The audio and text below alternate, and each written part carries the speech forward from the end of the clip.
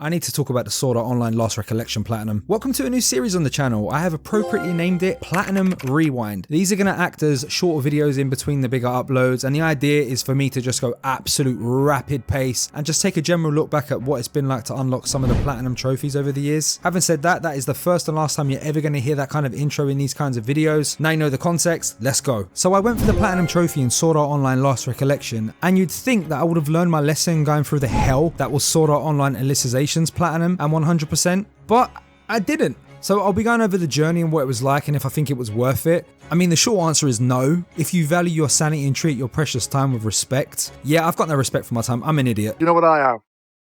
I am an idiot. But if you are like me and have no regard for time, then cool, go for it. That makes perfect logical sense. I see. No, I don't. Okay. Alright, let's get the positive stuff out of the way. Around 80% of these trophies are actually what I would consider fair and balanced out quite well along your initial story playthrough. They mainly range from just playing the story or doing certain miscellaneous stuff while mid-combat. The remainder of the trophies though, yeah, someone needs to figuratively ask the trophy concept designer. What are you thinking? The required post-story grind, to put simply, is just absolute. It doesn't make any sense and it's just a grandiose waste of time. Let me explain. Games traditionally that have a progression system in a post-game setting will usually lead up to something bigger. That's what she said! All your hard grinding for gear, leveling up, or even just preparing for something like a new game plus. It's something that most games get right. In this, I'm not joking, you can just literally mash the main attack button and that's it. Believe me when I say this, once the novelty of trying to vary your gameplay wears off, you'll just want each encounter to be over with as quickly as possible. And let the mashing of square begin, I guess.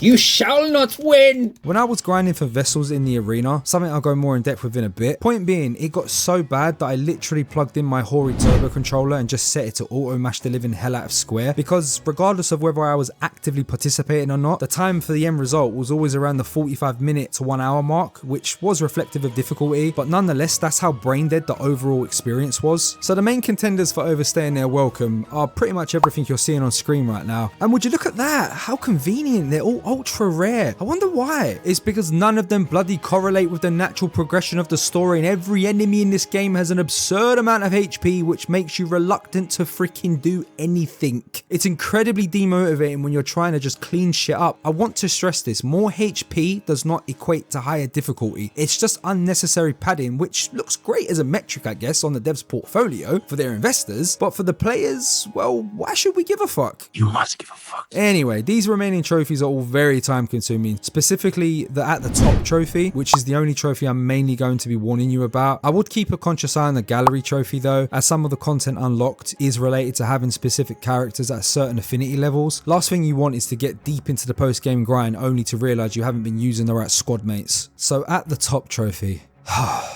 This trophy is genuinely what will be the plat stopper for 99% of players, because the prerequisite to popping this asinine annoyance is just straight up AIDS. Let me dive into this. There are 13 weapons and you need to unlock the final skill on each weapon skill tree. But that sounds easy. I've done something similar to this in loads of games, you say. Oh, shit! Yeah, I thought the same thing, and boy do I wish I listened to those random Reddit threads I was skimming through when I was researching the plat. Here's the issue, you need to gather 300 vessels. Example, 300 bow vessels will unlock the ultimate skill for the bow. Now your options to tackle this are not convenient for the player in any way, shape or form. Option 1, you can fight the associated monsters in hunt quests that drop the vessel you're looking for, but they only drop a pathetic 1 to 3 at a time, and each hunt is dragged out to the max. You can do this online in co-op by the way, which is something I did a little of, but after around 6 hours of straight grinding and rotating the hunts on my first day of vessel grinding, I'd only accumulated around 40 to 50 vessels or so for each respective weapon. Remember, we need 300 for each weapon. So option 2, which is probably the best option, but it's still annoying because now we welcome a trophy hunter's good old friend RNG to the mix.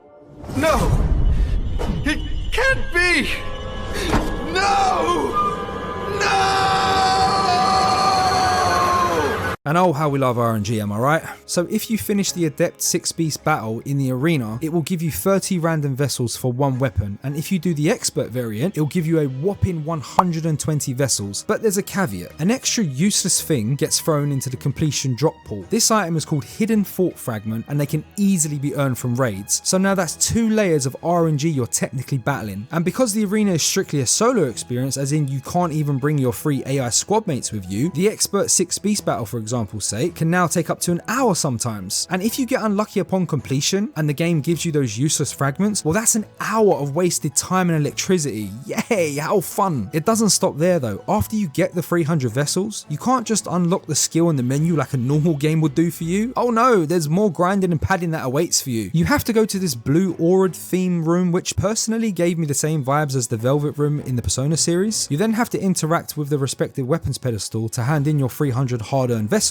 and challenge this absolute HP tank. Mind you, the only challenge is you mindlessly just mashing more square. I don't even know who this guy is, by the way, on a narrative level, and I truly didn't care. I just wanted my damn skill. In short, you have a guaranteed way of going for 3 measly vessels per hunt in the most painfully slow way possible with non-stop loading screens and wait timer transitions, or you can go the Vegas casino route in the arena with the RNG 30 to 120 vessels per beast battle run. I mean, I guess it's just a case of picking your poison and get a first-hand experience of what it feels like to have your soul slowly die and drain from your body. Let's go over some of the frustrations, and I've got 3 bullet points in particular I want to go over. So I have 3 massive frustrations with the overall structure in the way they want us to grind, and they're all grind optimization related. I'm not against grinding. As a matter of fact, if you took one look at my profile, you'd see I play a ridiculous amount of grindy games. I mean, I play the Warrior games for crying out loud. There's like 100 of them at this point, and I have the platinum and 1000 gamer score for most of them. Alright, maybe a slight exaggeration on the amount there, but the point is the grind is adequately set up in those games. So frustration 1, if you choose to do the vessels by fighting the monsters in the open world, you can't do them in co-op, and there is a timer before they respawn. I have no idea what this timer is, by the way. I just worked on a rotation fighting different monsters, and when I came full circle, the first monster that I'd fought had usually respawned. This is just plain annoying because the grind is already stupidly long, and if you wanted to focus on one specific vessel or weapon type, well, you can't if you choose the open world hunts. The devs should have just have them immediately respawn. Frustration 2, if you choose to do the hunts online, which you can play solo, but you will lose your 4-man squad and you'll only be able to bring 1 ally. I don't have a grievance with this bit specifically. As a matter of fact, it makes sense. Could you imagine 4 players in one lobby, each bringing a 4-man squad? The game is already quite laggy online. Having 16 avatars on one little tight battlefield would just kind of be overkill. My grievances come in post-hunt. They have a 50-second return to lobby timer with no way to preemptively ignore it and just return. This timer makes literally no sense to me. It's not like Monster Hunter or Tokiden where you can still play the game post-hunt and pick items up. What exactly are we waiting 50 seconds for? Imagine asking us as players to run hunts quite literally hundreds of times and then multiply those 50 seconds with your total hunt count. That is an absurd amount of time wasted, and it is a straight disrespect. The 50-second timer should have honestly just been a button option that said replay hunt, so we could get straight back into the action in a quick fashion. We're hunting, we're grinding vessels here. What are we waiting for? What are you waiting for, huh?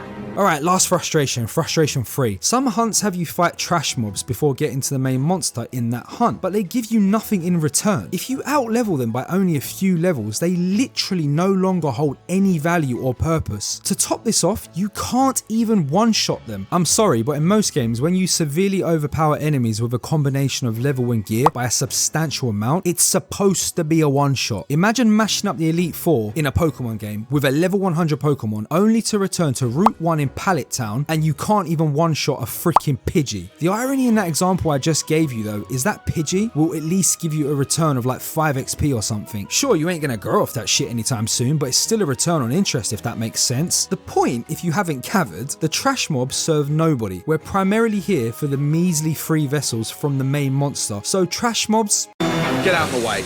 Get out of my fucking way. Get out of my fucking way.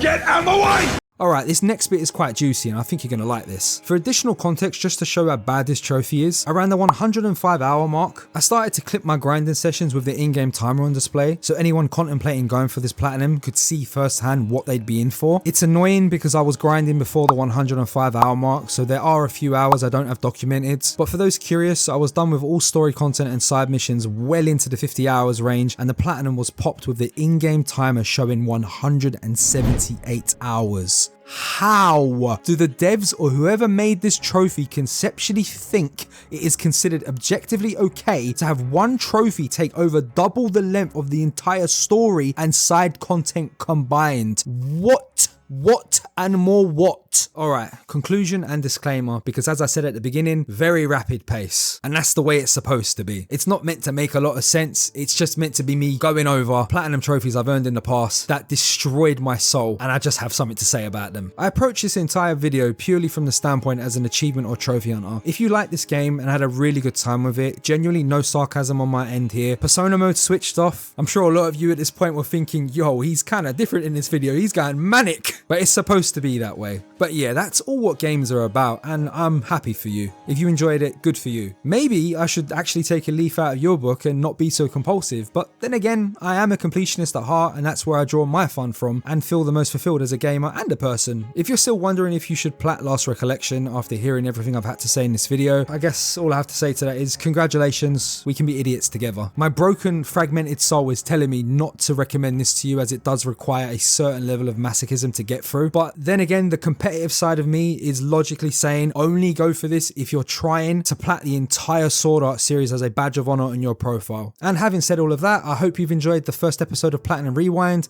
and I'll catch you in the next one.